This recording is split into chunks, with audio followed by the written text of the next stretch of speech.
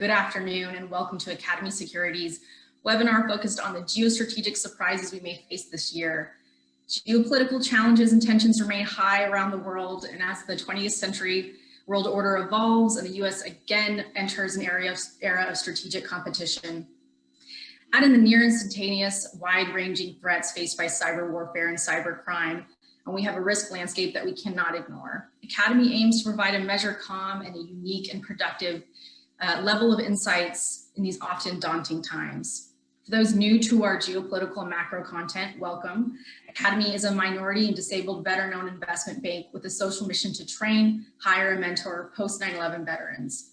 We are nearly 50% veteran staffed and have a commitment to lead with capabilities, not just our designation. Our geopolitical and macro teams are an integral part of that commitment. Our geopolitical intelligence group is comprised of 14 recently retired admirals and generals that are intimately aware of the global issues that impact policy.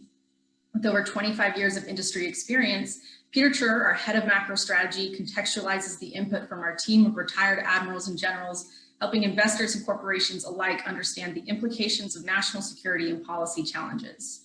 Today, I am proud to be joined by Peter and three of our geopolitical advisors. Major General Spider Marks is head of geopolitical strategy at Academy and is the former commanding general of the U.S. Army Intelligence Center. Lieutenant General Robert Walsh served as in the Marine Corps for over 35 years and was the commanding general of the Marine Corps Combat Development Command and the deputy commandant for the Combat Development and Integration. Lieutenant General Vince Stewart served in the United States Marine Corps for over 35 years as well. He served as the Deputy Commander of U.S. Cyber Command and was the 20th Director of the Defense Intelligence Agency. We are incredibly grateful that you have joined us all today. We welcome any questions that you may have. At the bottom of your screen, you will see a Q&A icon. If at any time during the discussion you would like to ask our team a question, please type it in there and we can pose it to the panelists. We really would like this to be an engaged discussion with our audience. General Stewart, General Marks, General Walsh, thank you so much for being here today. Peter, we're really excited to get started. Over the last year, China has remained a topic of primary importance. In our last end of year piece, we've highlighted how the first call that the Biden administration is going to make is going to be to President Xi. It's only appropriate that we should start with China. So General Stewart, would love to start with you. How will the Biden administration address the global ambitions of a rising China? Thanks, Rachel. Really appreciate the opportunity to participate in this webinar. Probably the most important difference in the administration's approach in the Biden administration is multilateralism. I think in many cases in the previous administration, we tackled China almost as a 1v1 and didn't leverage our partners and allies as much as we probably ought to have. So I think first thing you'll see is a much broader multilateral approach to dealing with China. And probably second is maybe not quite so much public diplomacy, where, you know, part of the challenge for China is you might see a tweet in the morning that says, this is our position. And by the end of the day, you'll see a tweet that says, this is actually our position now that the world has reacted to our position in the morning. So multilateralism, much more private diplomacy, leveraging our allies and partners, but probably more importantly is taking a much broader approach, leveraging the elements of national power a little bit more discreetly. I think China has done that very well. We have not done that as effectively. So one of the first things I think will come out of the administration is a more comprehensive strategy that leverages all of the elements of national power. It's not just about military capability. It's not just about economic capability. It's how all the pieces come together in a coherent way, leveraging our allies and partners and doing it a little bit more discreetly. And I'll stop there. Appreciate that, sir. I think one of the big risks that we discussed at the end of the year that is absolutely top of mind, and Peter can definitely speak to this, is the risk to Taiwan. General Walsh, would love to hear your thoughts on what that risk looks like. Is it something that we should start being prepared for? And what are the signs that we're going to see that will indicate that China, mainland China, is looking to threaten or encroach upon Taiwan? Well, thank you, Rachel, also, and thank you for the opportunity to address the webinar also. I think a lot of people compare Hong Kong and Taiwan. I think they're drastically different. And I think the approach, when we talk about China with taking a long view, I think if you look at one of the great philosophers of China, he was a general and a writer, was Sun Tzu. And one of the things that Sun Tzu said was subdue without fighting. And that long view that China takes is, I don't think they want to go to war over Taiwan. In fact, if you kind of take a look at what they've done to kind of build economic relationships between Taiwan and themselves, to kind of get those ties together, and then the way they've grown up their military. In fact, if you kind of take a look at, it's kind of what we talked about before about with Russia, with gray zone operations, where it's not war, it's not peace. They operate in this gray zone that's underneath the surface. And I think as you've watched them build up their military in the East and South China Seas, they're really in a lot of ways turning both of those into a PLA, or Chinese Liberation Army Lake. I think as you look at their long view, they'd rather go that approach and not go to war. And at the same time, you look at the Biden administration, who Biden's brought in. He's brought in people like Kurt Campbell, who's now on the national, or will be on the National Security Council, a lot of experience in the Asia Pacific area. And he's taken the approach there of been very public about Chinese adventurism, and as General Stewart said too, of taking a multilateral approach of gaining partners. On the US military side, I think you'll continue to see the buildup or continued development of advanced military US capabilities in the region. Because one of the ways that we're not going to go to war is by having a good deterrent effect and leave no room at all for fighting by having just, you know, a capability that China's not going to want to come and take Taiwan by force. So again, I would just kind of summarize that I think it's going to be a long path of influence as China continues to do these gray zone operations by lots and lots of flights, warships operating in the area. It's kind of an intimidation factor, and eventually their intent is to make it so hard for the US that the US isn't able to counter the threat in that region. Hey, Rachel, can I just build on, just because I love Sun Tzu, you know, and I'll paraphrase here because I couldn't find the quote. Superior warriors win before they go to war. Inferior warriors go to war and then figure out how to win. And that's really quite the approach that China will take with regards to Taiwan. There's not a desire for conflict. Taiwan's got a very capable force. They'll challenge them. It won't be easy. But the things that they can do to win before they go to war, without going to war, really is the approach that they'll take long term. General Marks, would love to hear your thoughts and build on the topic about where you see the U.S.-China relationship, U.S.-Taiwan military relationship, and where partnership and competition exists as we see the tensions rise in the South China Sea and in that region. Okay, I'm not going to compete with these great gentlemen in terms of Sun Tzu quotes. I'm not even going to go down that path, but I need to tell you, Rachel, again, thank you. I'm honored to be a part of this conversation today. Both Vince and Bob really nailed it in terms of structuring the view toward China. The thing I think is most important now is that the definition among nations in terms of the competition with China, not just the United States and China, but kind of a global view of how we all must compete. We have to cooperate, but we are competing with China in many ways, and China with others, it's all about, at this point, the economic level of competition. As General Stewart indicated, we got multiple elements of power.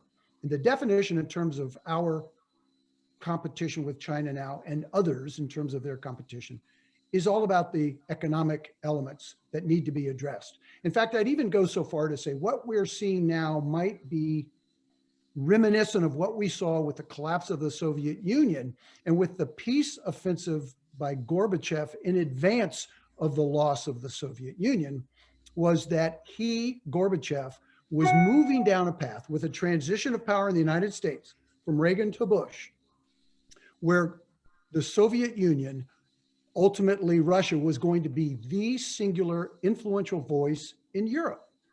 And in fact, the United States was potentially losing a position of influence, albeit we had created the conditions for the collapse of the Soviet Union. It's not dissimilar to what we see now with China, in that they are building an incredibly capable military. In addition to that, they are putting on very much what's called a wolf warrior diplomacy face, which means they're being much more aggressive diplomatically. They have their debt diplomacy, where they're buying up debt and engaging economically across the board. The United States, which inarguably remains an incredibly influential voice, could be in decline vis-a-vis China.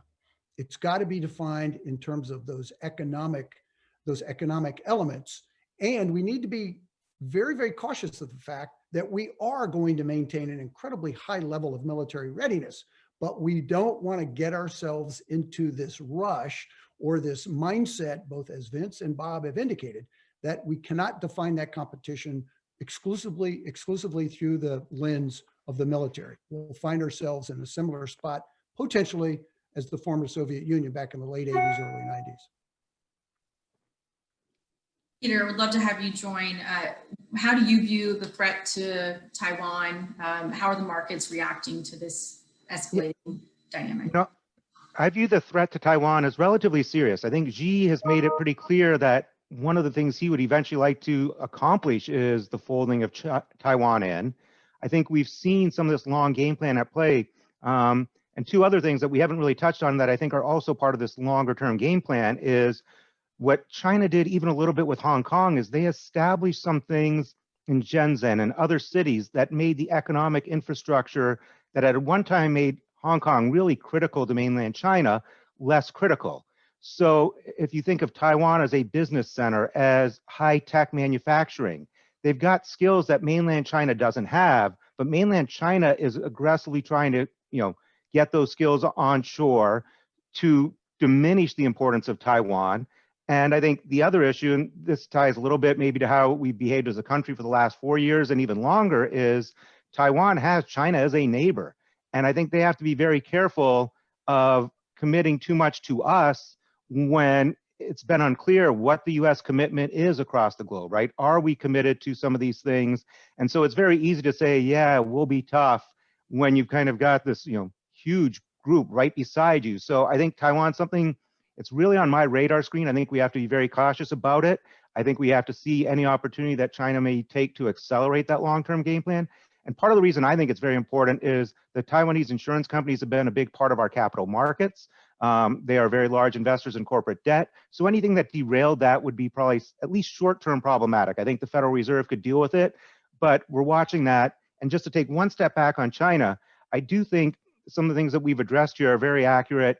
And a good way of thinking maybe of President Biden as he gets inaugurated is that he will have a little person on his shoulder talking about national security. And I really think it's important that as we think about how we're going to deal with China on trade, there's going to be a lot of room for maneuvering. There's going to be a lot of things that are, useful for both us and China to do together. But I think anything that's really high tech is going to attract a lot of attention, and from a national security perspective, and anything that's really medical, health equipment is also going to attract a lot of attention, because we want to make sure from a national security standpoint, we have that capacity internally. So I think those are things that are going to be going on as this is all playing out. And I do believe ESG investing, as that becomes a bigger part, is going to take a more critical look at what companies use, how they're dealing with China from an ESG perspective. Peter, that's a great segue into my next thought and my next question.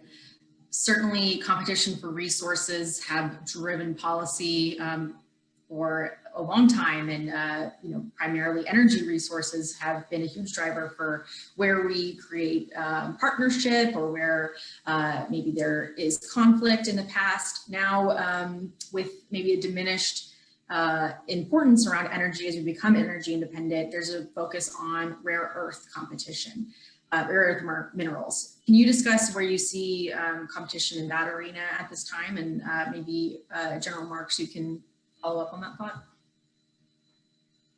Yeah, I think, Rachel, that's spot on, that as we head to sustainable energy, there's going to be a lot of different resources that we need, anything that's a component of a battery. And I think it is an opportunity to shift relationships across the globe. Countries that maybe were strategically important because of oil, maybe less so. Other countries may, appear more important. You do have China on this global, quest for resources. I think we're going to be looking at it. I suspect that in 2 to 3 years, this is something everyone's going to be talking about, and it's time to really understand now where we stand and where we're headed. If I can follow up on what Peter just said, the notion of rare earths is absolutely critical to our national security. In the discussion in the midst of this pandemic, hopefully we are emerging at some tail end of this thing here in short order. But what we've realized is this is not the death of globalization, the end of globalization, but it's the redefinition of globalization. So what can you bring onshore? What can you bring on near shore? And what must you continue to engage in terms of our trade and our market involvement over the horizon? So we will continue to have relationships with China and other nations that are out there in order to maintain our national security imperatives. However, when you think about it anecdotally, 100% of the antimony that goes into every type of munition that the United States builds comes from China. 100% of it comes from China. So we're not building munitions, all classes of munitions that are necessary for our hardware, without going to China and saying, look, we need to buy this stuff from you. However, there are mines in the United States, there are mines in Canada, where we can have a greater reliance and involvement in terms of our ability to grab that resource and make it available to ourselves. But we've really kind of gotten ourselves into this conundrum where we can't get out of our way regulatorily in terms of our ability to access that within the United States. Just as an example, as we go forward in terms of our responsibility to make sure that we can do what's important and to put on the table those things that are non-negotiable in terms of our national security posture. Hey, Rachel, but I think one of the things that this really highlights is, as much as China is a competitor, there's some space where we actually need to be cooperative, or we can't achieve some of our objectives. The objectives that we want to achieve with climate, for instance, cannot be achieved without getting China to play along in the climate conversation. Rare earth, there are places where we've got to find ways to collaborate and cooperate. So yes, there's this tension that we'll see because of the competition from a rising China, but we will not be able to achieve some of our objectives unless we have cooperative arrangements with China also. And that will be a delicate balance that the administration will have. Certainly, and a very important distinction. We actually have a question from the audience that would love to pose to you, General Stewart, and then General Walsh would love to hear your thoughts also. As we have a new administration coming in, and even with some of the recent announcements today about the classifying the detention and the treatment of Uyghurs in China as genocide, there's going to be a renewed sense of attention on human rights when it comes to building partnerships and in foreign engagement. Can you discuss maybe where are we going to see surprises of changes in partnership, whether that be Saudi Arabia, Israel, India, where human rights issues might take a bit of a renewed focus? Yeah, that's one of those areas that you will see a distinction. Where our foreign policy will be driven in some part by human rights, and up front, it'll be interesting to see what our relationship with the Saudis. As you get to energy independence, there's less reliance on the Saudis. Now they can still drive the market, as they demonstrated here recently. But our approach will be shaped. I shouldn't say our approach, the administration's approach will be shaped by human rights behavior, weapon sales. It's going to be interesting to see how our approach to Israel in terms of Palestinians. I think that dynamic has changed a little bit with the acceptance, the outward acceptance of the state of Israel by a number of Arab states. That's a significant dynamic that's changing. I think that will continue to progress. But we're going to shape, I would imagine the administration will shape their foreign policy around much more compliance with human rights acceptable norms of behavior. And that will change how we interact with China, with the Uyghurs, and with the Saudis, with some of the things that this incoming administration will not find acceptable. The challenge in Israel is occupied territory is, if you walk the ground and you see where the quote occupied territories are, there's absolutely no way that Israel could evacuate the thousands of Israelis that are in those occupied territories today and move them back to Jerusalem or some other place. So I don't think that's going to be a negotiating position for Israel. But yes, clearly the administration will shape their foreign policy around human rights behavior and acceptable norms. Of course, based on last week, we might not want to talk about rule of law, but we'll see how that plays out. General Walsh, your thoughts on how we're going to see some of these relationships evolve? Yeah, sure, Rachel. Very much parallel with General Stewart said. If anything, the Biden administration coming in has really put, I wouldn't say we'd expect human rights to be on the front burner of everything they do diplomatically, but it's going to be off the back burner. It's going to be out there in front. Things like the UN Human Rights Council that we pulled out of, I would expect that we'd be fully active in that. Vice President Biden in the run-up to the elections called, for example, Saudi Arabia pariah. Those kind of comments are really sending reverberations throughout the autocratic countries in the world going, hey, there's going to be a different sheriff on the block coming up in the way human rights is going to be treated. We talked about China at the beginning. I think the other thing too is we talk about China exceptionalism, where we treat China differently when it comes to, whether it comes to how they work with green energy, pollution, but also on how they deal with human rights. And we've treated them separately in the past. So, like you mentioned, how Israel deals with it, Saudi Arabia, India, Venezuela, we need to put China right on the front page on how they're treating human rights. And the part today where Secretary Pompeo came out today and talked about possible genocide in Xinjiang province with the Uyghurs. China does very well with dividing and conquering. They work unilaterally, divide people, and then put that pressure on them to comply. And in this case, that multilateralism that General Stewart talked about, things like the Organization for Islamic Cooperation, 57 countries that are involved in that council. They as a group can put a lot of pressure globally on the problem in Xinjiang province with the Uyghurs, and the US can lead a lot of that effort. Pivoting some to North Korea, it obviously was a very volatile topic in the last administration. General Marks, maybe your thoughts on how we can anticipate the Biden administration to approach this challenging relationship, and then can we expect more nuclear tests and long-range missile tests in 2021? Yeah, I think the short answer to your second question is there will be nuclear tests. There will be missile tests. I think it's fair to also assume that the ability that North Korea has to marry those capabilities together is extant right now. So we should be very, very cautious about it. But any solution toward our relationship or the regional relationship, the global relationship with Pyongyang is going to go through both Seoul and Beijing. So we need to be very mindful of that, realizing that the current administration in Seoul is very open to having what I would call a softer approach toward North Korea. Look, Moon Jae-in is very interested in getting a Nobel Peace Prize, and he'd love to have some form of rapprochement or openness or opening with Pyongyang.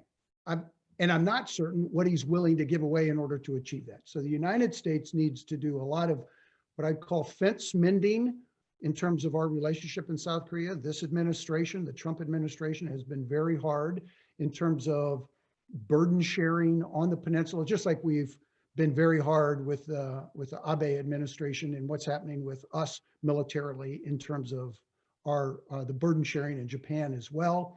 We need to be able to go to Seoul, and I could see where this administration might be much more agreeable in terms of what Seoul wants to try to achieve on the peninsula, and the United States must be mindful of what is absolutely sacrosanct in terms of our relationship.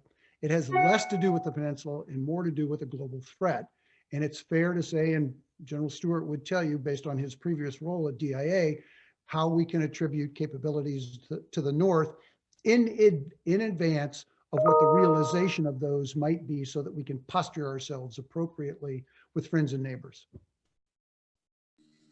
General Stewart, how do you see the threat from North Korea at this time?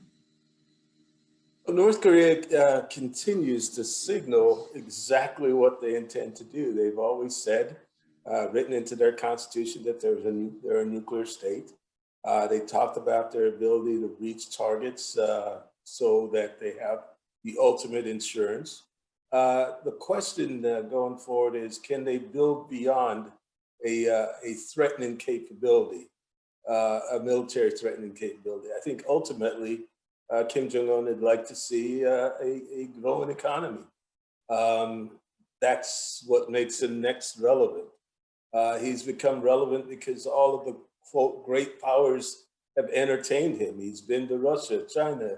US president went and saw him. So from a recognition as a global nuclear power, he's gotten all the checks.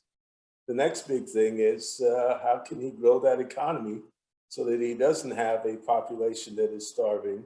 And I think that's one of the things he found appealing about President Trump, is because President Trump was going to help him to grow an economy. But North Korea will continue to be a challenge for the administration. If I were going to pick a nation state that would challenge them early in that first 90 to 180 days just to see their reaction, I'd probably say it would be North Korea.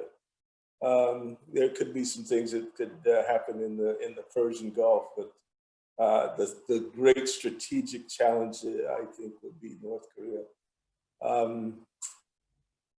I'll stop there. There was one other point I was going to make, but it's gone now. Let me pile on to Vince's comment, and it may not, in complete agreement, it may not be Kim's decision to challenge the new Biden administration. Circumstances may force him into that. And when you're looking at the pandemic and their ability to not respond to this pandemic, and it may in fact accelerate in the North, you could have all the ingredients for not a collapse of the regime, but a real challenge to the regime, which is the last thing Kim wants to try to handle now. Peter, where do you see opportunity existing with our relationship with North Korea? You know, I think it was one relationship that definitely was impacted a lot by COVID, because I would say this time last year, there were actually some slightly encouraging signs coming out of North Korea. You know, a couple of our generals had often thought kind of from the other end that there might be some opening up of North Korea, which would be a great opportunity economically, given the size of North Korea's economy, the relative, natural resources compared to South Korea. And I think that all got derailed with COVID and the pandemic. So I think that was a potential opportunity lost, where it seems like we are clearly now in a worse position in terms of any sort of, coming together with North Korea than we might have been a year ago. So I think that's a little bit frustrating and disappointing, because that would have been a really interesting economic opportunity for our companies in the globe if they could have opened North Korea up a little bit. General Stewart mentioned potential threats coming out of the Gulf. Obviously, tensions with Iran continue to escalate. There's been some sort of inflammatory actions made by them. General Marks, what really is the feasibility of engagement with Iran, rejoining a JCPOA? What does policy around Iran look like moving forward? Well, the ball's in our court, right? I mean, our relationship with any nation, just like anybody else's relationship with anybody else, is dependent upon how you want to approach it. So we have had a near violent, non-existent relationship with Tehran for the last 40 years, and there's no reason to believe that that is going to change when you look at the potential succession of power in Iran. And that would be a complete shame, and it would be a tragedy for the United States to say, look, we're going to have a relationship with a potentially nuclear power that is hostile to everything we believe, and we don't have a relationship with them. In other words, we have no means of communications, no means of interaction. So we've got to fix that. The challenge is, I think this administration coming in understands that very clearly. We've got some very learned and very capable hands that are going to approach it. I'm not sure what that's going to look like, other than the possibility of getting back into the JCPOA. I don't know the cost in terms of our ability to inject ourselves. I don't know what type of voice we'll have among the other participants in the JCPOA going forward. But the challenge that we have is that if there aren't controls and inspections necessary, some type of an ability to peer into what this regime in Iran is doing and being able to verify that, so we can establish some trust in terms of what they say vis-a-vis what they're doing, we're gonna find in some type of an information gap, or in the absence of information, Saudi Arabia is going to build a nuke on its own as well, since the United States will have potentially lost the ability to try to influence actions in the Gulf region to keep nuke capability out. Otherwise, there will be a race for nukes, and that's the last thing we want. Can I build on, as much as Iran has made it easy to be hated, from the bombing in Beirut, Lebanon, early in my career, through supporting insurgents in Iraq, you can't dismiss a culture, 3,000-year culture, 80 million people, educated populace. You can't discount them as a regional player. I think that's what a lot of folks try to do, but we just don't like them. And therefore, because we don't like them, we're going to do everything that we can to make them not be a regional power. One of the things that I heard from some of our partners, strategic partners, is the fact that President Obama described them as a regional power, they found very offensive. But they have the technology, they have an educated workforce, they have a strong culture, they're determined. I guess probably the one thing we have in common, they want us out of the region and we want to be out of the region. So at least we're in agreement in the United States should be out of the region. But if you look at what they've developed over the last several years, not only they put themselves on the precipice of being able to develop and deploy nuclear capability, they have the second most advanced missile capability in the region. They have a strategy in the cyberspace that has been tested and been utilized to demonstrate a capability. They have, whether we like it or not, a special operations capable force that can influence. We call it malign activity. They call it the IRGC Quds Force. So they have significant capability that cannot be diminished. They're going to compete to be a regional power, compete with Turkey, compete with Egypt. And the caution that we have to have is that we have two strategic allies who are willing to fight to the last American to roll back this capability that the Iranians are developing. So the administration coming in, I think, will get back into the Joint Comprehensive Plan and Agreement as a baseline to deal with the rest of the issues. How do we roll back their missile capability? How do we roll back their malign activity? But recognizing that they are, in fact, likely to be, regardless of our commitment, a regional and probably dominant power. Rachel, if I could just add on from my perspective on how the administration has opportunity. You see a lot of the things that Iran is doing today, where they've just increased their uranium enrichment. They said by the end of February, they're going to have a lot of the international inspectors dismissed from the country. So they're kind of like treating this as pressure, a ticking time bomb that's going on inside of Iran to put pressure on the new administration coming in. But what I see is the maximum pressure campaign that the Trump administration did actually puts the Biden administration in a rather good position, because the Iranian economy is really cratered and there's a lot of pressure there to do something different. And so when the Biden administration comes in, I agree with General Smith or General Marks and General Stewart that they will rejoin the JCPOA. But I think they've got the opportunity to open this up a little bit. And I think that's the fear that the Iranians have. When I say open it up, extend the time period that they'd be looking at it, look at some of the provisions within inside the agreement, and also look at some of the regional actions that they've talked about that are there that they could put on the table also. So I think they're in a position of coming in. They were the same group in a lot of ways that had signed up to the JCPOA initially. I think Europe's looking for some leadership in here. And at the same time, Iran is probably in a worse position, not only here, but also what's gone on with the Abraham Accords and how they've been isolated from that perspective also. Hey, Rachel, can I just add one thing? So I think one point General Walsh made was specific to JCPOA and maybe renegotiating some of the terms. But I think a theme that we're going to be dealing with over the coming months or years, there's generally this optimism that we are now kind of re-engaging with the world, the multinational groups. And I think that's all very good and makes a lot of sense. But I think we have to keep a very close eye on, are those groups aligned with us? Are they getting their own act together? Because some of these things, whether it's with China or Iran, there is a time-sensitive nature to this.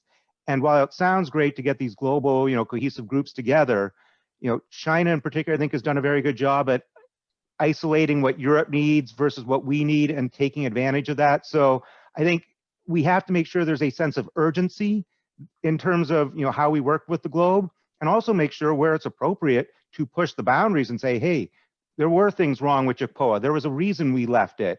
There might have been more reasons to say, but there were some fundamental flaws. Let's get these fixed. So it's going to be a really interesting time. And what I'll be watching closely is, are we making progress? Are our allies coming up with plans themselves, plans that make sense for us? Or do we kind of see some slippage, which I think is really problematic if we start seeing time slipping away? I think it's important to Peter's point that this new administration, look at it through the perspective of 4 years. When you look at some of the folks that are coming into this administration, they were present at the creation, specifically with the JCPOA, and they need to be able to view it a little more objectively based on what has happened over the course of time, and that we just don't jump right back into it and say, let's have a redo, if you will, of where we were 4 years ago. Yeah, good point, because I think this is one of those policy topics where we'll see the biggest shift. We've talked about how we think there's going to be, there is more bipartisan support for the way we're engaging with China at this time. And Iran, there's a pretty big political divide and shift on the topic. So we'll absolutely remain engaged on that topic. Before we move on to cyber, I want to take 2 questions from the audience that maybe we can address relatively quickly. General Stewart, to you, how do we expect the Biden administration to secure the South China Sea? To secure the South China Sea, I don't know how you secure the South China Sea, given the capability, the anti-ship, anti-access capability that China has built up over the last 19 years, 20 years while we were focused on counterterrorism. You just think about this. If we lost a carrier with 6,000 folks to one of the anti-ship missiles, the nation would go apoplectic. And I don't know how you back away from something like that. Trying to lose 1 million men in their army, they probably wouldn't miss them. I think that's one of the greatest problem sets we have out there in the Indo-PACOM. Among the things, how do you find these targets? How do you defeat those targets? How do you command and control in a space And this is part of the challenge for the new SecDef. How do we compete militarily with a pure competitor when you don't have air dominance, when you don't have forward operating bases, when you don't have fixed infrastructure that allows you to command and control in multi-domains? We've learned some really important things in Afghanistan and Iraq that are absolutely not transferable to competing in that environment.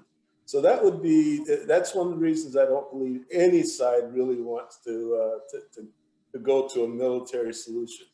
That's why it's so important to make sure we have the right diplomatic, informational, economic approach so that we win before we ever have to go and be successful in the South China Sea. That is a high-cost venture, and I don't think it's easy to de-escalate if you lose a carrier in the South China Sea.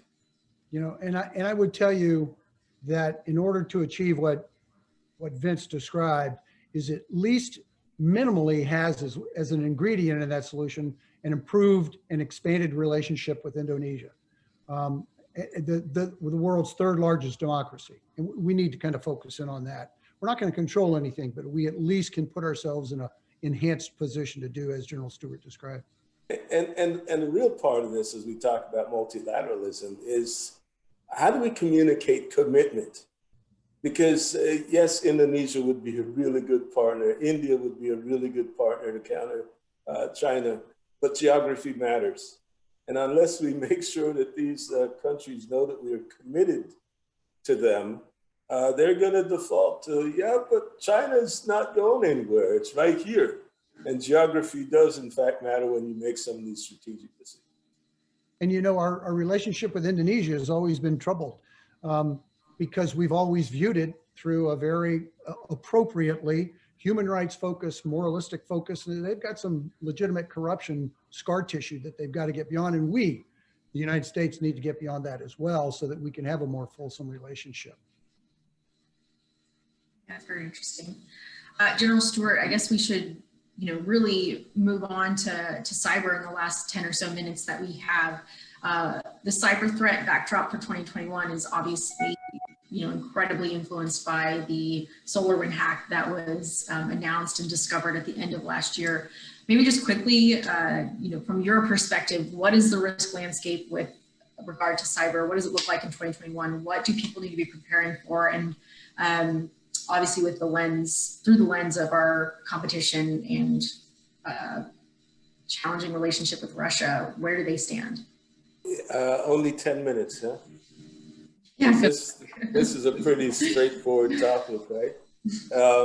Here's, and I'll use SolarWinds as the jump off point. Here, among the things that we tell people in order to secure your network, whether your personal network or your organizational network, is to keep your operating system up to date.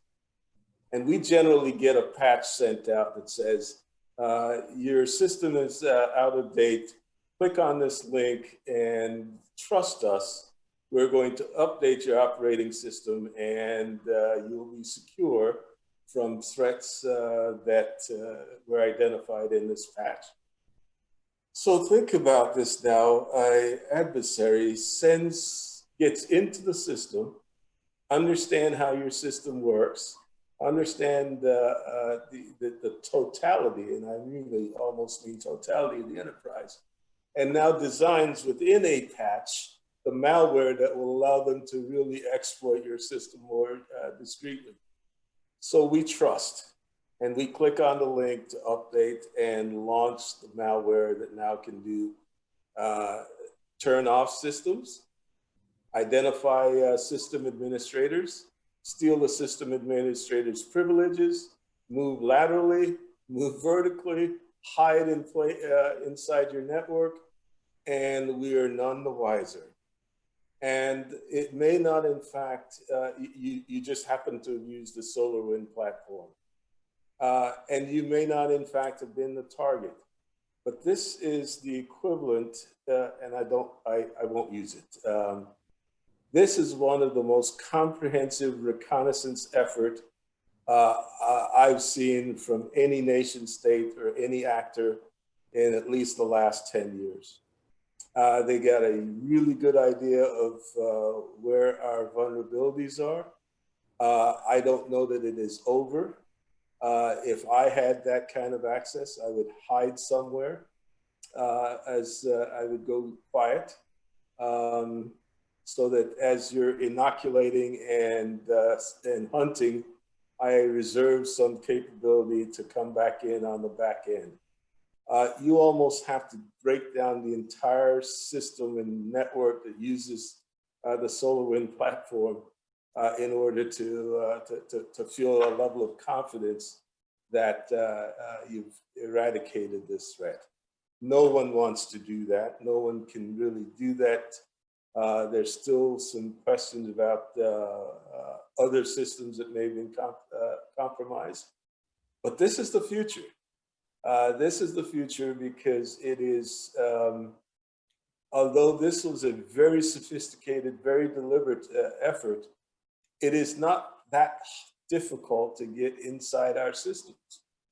I tell the story recently that I was looking at my network and I saw an Android system on my network that I didn't understand where the hell that came from. That Android system happened to be my Sony Bravia TV. And it happened to be connected to the Wi-Fi, and it wasn't secure. So my unsecure Sony TV could have had access to my browser, which could have then given it access to my business accounts because my business accounts log into my browser. And if that wasn't secure, it now compromised the entire business accounts that's connected. So we're all on the front lines is the message. Every one of us who has some smart device is a threat vector. We're now working from home, which means that we've increased the threat attack surface. If I'm an adversary, I'm looking for the weakest link. I'm looking for someone who doesn't update their operating system. I'm looking for folks who use weak passwords. The word password continues to be the password that most people use, which I find really remarkable. And some folks get really clever and they use uppercase P, and they may add 1, 2, 3, 4 on the back end. But that's where, as a brute force hacker, I'm going immediately. I'm going to the common passwords. We continue to encourage folks to use two-factor authentication, where if you log in, someone's got to send you a confirm, approve your login. Folks find that challenging to do, but it's an easy thing to do. The threat is real. It's not just nation states. I could talk extensively about all the big three, Russia, China, and North Korea, who have not only demonstrated a capability, they've demonstrated intent, and they've used their system, their cyber formations to go after those people who they oppose their views. But it's also criminals. Ransomware continues to grow. Over the last several months, ransomware has grown by about 70%. And so you'll continue to see folks who compromise a system and require some sort of ransom in order to give you back your data. So the threat is real from nation state, the threat is real from criminal and activists, and we do not, disappointingly enough, have a system that stitches together public and private relationships and develop a collective defense against these threats. So the small and medium-sized business, many of them fail after a breach, are on their own going up against nation-state actors and criminals who are very capable and very sophisticated. So we'll continue to see all of us being part of the attack surface, and you'll continue to see nation-state continue to improve their capabilities and threaten us asymmetrically. And we still don't have a good comprehensive strategy to deal with all that. And I will stop there, as I've told enough doom and gloom on cyber for one day. Well, that's a perfect segue into my question. Given that we all are part of the attack surface and that there hasn't been a comprehensive policy around addressing cyber warfare as a domain of war, given just how comprehensive and vast the threat is, where can we expect policy go in this administration? Where can we see public and private partnership hopefully improve? Yeah, I wouldn't go so far as we haven't declared it a domain of war. I think we've accepted that. I think we put some things in place to defend forward and the like that I think recognizes that we can't passively wait for the adversary to take their shot and then clean up on aisle 9. I just participated in an exercise and I asked really two straightforward questions. I thought. One, who's the ultimate coordinator of the threat picture? And I didn't get a very good answer. I got, we all are, which if everybody is, then there probably isn't a common cyber threat picture that folks can go against the threat. And then the second question is who coordinates counter operations, hunt operations? And I got, we all are. Again, if we all are, then we're going to have fratricide in that space. So having seen this play out for a number of years, I was very surprised at the high-level exercise where I couldn't pin the rose on one individual organization that collates all of the information and make it available to the cyber landscape.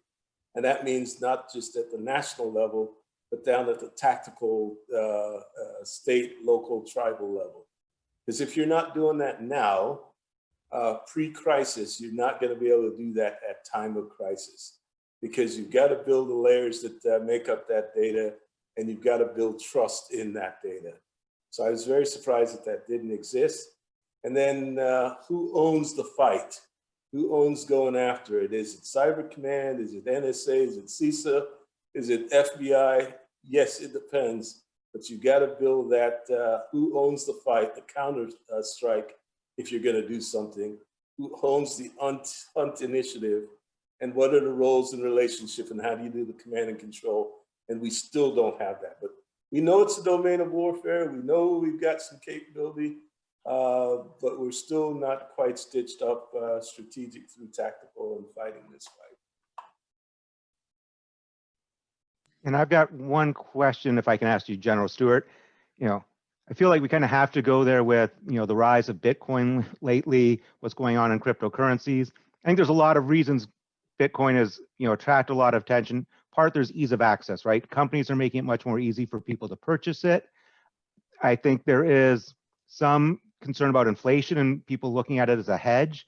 I think there's even some amount of disenfranchisement or concern about the way certain policies are going on the monetary side of things that have kind of all persuaded people to take a look at Bitcoin.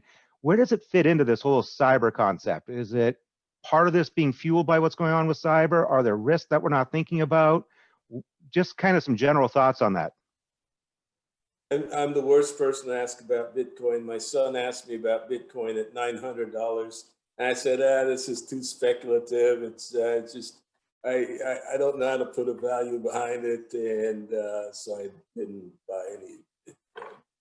I haven't, so here's, I guess what folks are looking for is something that they have a level of confidence that whether it's a currency or there's immutability of the thing. And I think a lot of folks believe that Bitcoin gives them that immutability of currency, but I'm not quite sure because I don't know how to peg it against something. It's kind of like art. You like it or you don't. But I think I haven't been able to stitch together how cybersecurity and Bitcoin, cryptocurrency, and the whole blockchain piece ties together to make things more secure. So I don't really have a good answer on that one, Peter, but I think people are looking for something that they can feel is more immutable, more secure, more confidence, and some are defaulting to Bitcoin. But I just wish I'd bought it at 900. That's all. Yeah, or at 10,000 or 20,000. I think a lot of us are in that boat, but I think it is going to be a topic of conversation going forward. And I do believe that there is some level of negative signaling on kind of how people view the establishment when Bitcoin is rising, precisely because of some of its qualities. So it's something I think we've kind of got to watch from a, geopolitical sense as well. What's going on there? Why is it going on?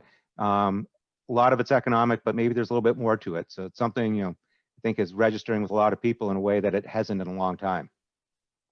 Yeah, let me just go back to Rachel's question on the cybersecurity piece, because you're going to see increased level of attention at the national security level. You're going to see probably a new cyber senior at the ODNI, and you've seen the new cyber individual at NSA, their cybersecurity directorate. And so how do we solve those two problem sets that I laid out there? Who owns the picture and who fights the fight? And I think they're putting a team together that will allow us to do that. Appreciate you being able to answer such a challenging and varied topic in a short amount of time. And given that we are at the end of our time here, I just want to thank everyone for joining today. We hope that you've enjoyed the discussion. General Walsh, General Marks, General Stewart, and of course, Peter, thank you so much for contributing to this conversation. To our audience, please reach out at any time at info@academysecurities.com. We would love to answer any questions that you may have either on the heels of this webinar at any time. Please do consider us a resource, and we look forward to seeing you guys all at our next webinar. Be well.